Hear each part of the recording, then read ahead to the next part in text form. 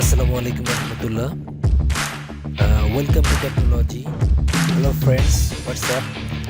বন্ধুরা, আজকে আমি আপনাদেরকে অ্যাডোবি ফটোশপ সিসি 2020-র কিছু কাজ দেখাবো। তো চলুন বন্ধুরা, এখানে আপনারা দেখতে পাচ্ছেন যে স্ক্রিনে কিছু ছবি আমি ওপেন করে রেখেছি। তো এখানে বন্ধুরা, প্রথমত আমি আপনাদেরকে দেখাবো ফ্রেম টুলের কাজটা কি। ফ্রেম টুল একটা নতুন আপডেট টেকনোলজি। তো এই টেকনোলজি দ্বারা আপনি আপনার ছবিটাকে বিভিন্ন সাইজ করতে পারবেন।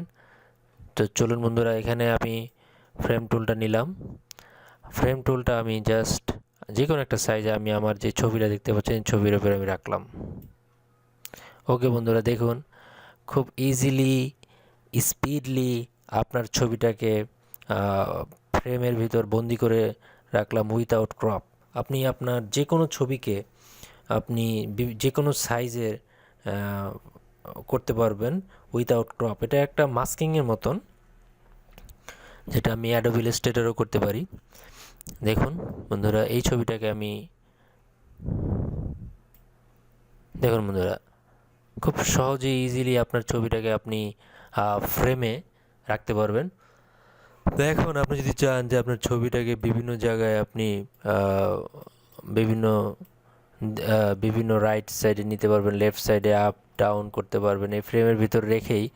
ইভেন আপনি যদি চান যে আপনার ফ্রেমটাকে কিছু করতে, ফ্রেমটাকে যদি চান যে আপনি ছোট বড় করবেন, তাও পসিবল।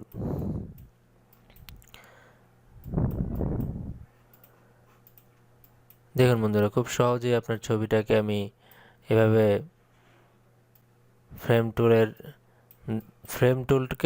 ফ্রেম টুলটাকে আপনি বিভিন্ন সাইজ করতে পারছেন, আবার ছবিটাকে বিভিন্নভাবে আপনি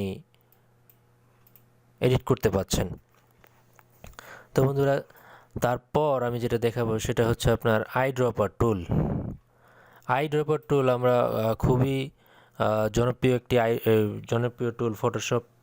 ফটোশপের বেস্ট একটি টুল, যার নাম আইড্রপার টুল। সেটা দিয়ে আমরা ইমেজে যে কোনো অংশ থেকে মানে কালার সিলেকশন করতে পারবো। আমরা এখানে বন্ধুরা এখানে দেখতে পাচ্ছেন যে এখানে একটা বিল্ডিংয়ের ছবি। তো এখানে আপনি যদি চান যে আপনি বিল্ডিংয়ের যে কোনো অংশ থেকে আপনি কালার সিলেকশন করবেন, অনেক সময় আমাদের ইমেজ থেকে কালারটা সিলেকশন করে নিতে হয়। বন্ধুরা এখানে দেখতে পাচ্ছেন যে উপরে এখানে একটা কালার আছে, তারপর এখানে গ্রিন, এখানে অরেঞ্জ, তারপর এখানে লাইট ব্লু। এই বিল্ডিং থেকে আপনি যে কোনো কালার আপনি সিলেকশন করতে পারবেন। তো এখানে আমি কালার প্যানেলটা এখানে এনে নিলাম বন্ধুরা। এখানে আমি ব্লু দিলে এখানে দেখতে পাচ্ছেন যে ব্লু কালারটা শো করছে। এখানে আমি যদি আইড্রপার টুলটা নিয়ে আমি যদি এখানে গ্রিনে ক্লিক করি, এখানে গ্রিন শো করছে, ব্লুতে ক্লিক করলে ব্লু শো করছে, অরেঞ্জে ক্লিক করলে অরেঞ্জ শো করছে। তো বন্ধুরা, এইভাবে আপনি ড্রপার টুল দিয়ে আপনি কালার সিলেকশন করে আপনি বিভিন্নভাবে আপনার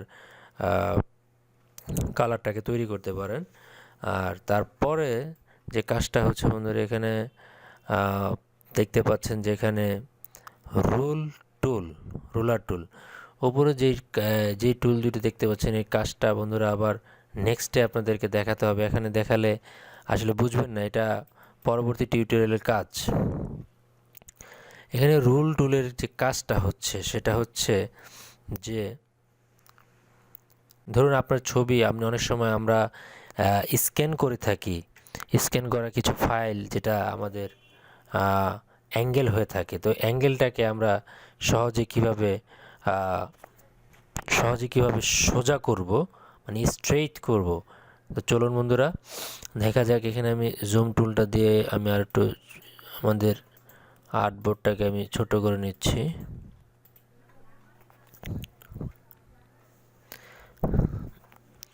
কালার প্যানেলটাকে আমি এখান থেকে কেটে দিলাম, এটাও লাগবে না।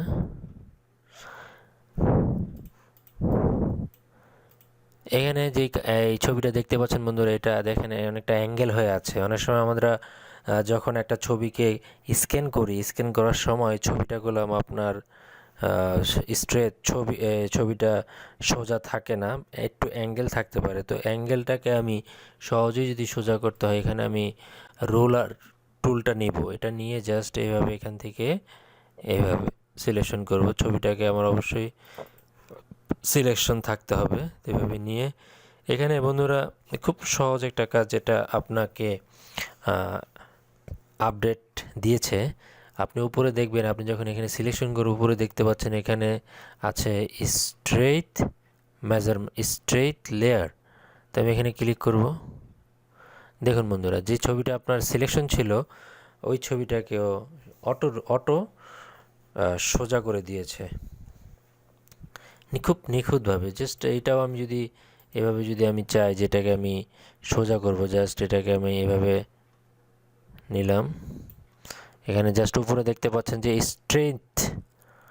স্ট্রেইটেন লেয়ার, ওকে, জাস্ট ক্লিক করব সোজা। তো এই হচ্ছে বন্ধুরা এই টুলের কাজ। বন্ধুরা তারপর যে টুলের কাজটা আছে সেই টুলের কাজটা অন্য আরেকটা কাজ, সেটা হচ্ছে এখানে দেখতে পাচ্ছি স্পট হেলিং ব্রাশ টুল। বন্ধুরা এটা আমি নেক্সট টিউটোরিয়ালে আপনাদেরকে দেখাবো। বন্ধুরা আজকের মতন এখানেই বিদায়, ভালো থাকবেন আর আমার জন্য দোয়া করবেন, 5 ওয়াক্ত সালাত আদায় করবেন, সৎ কাজের আদেশ করবেন, অসৎ কাজে নিষেধ করবেন। বন্ধুরা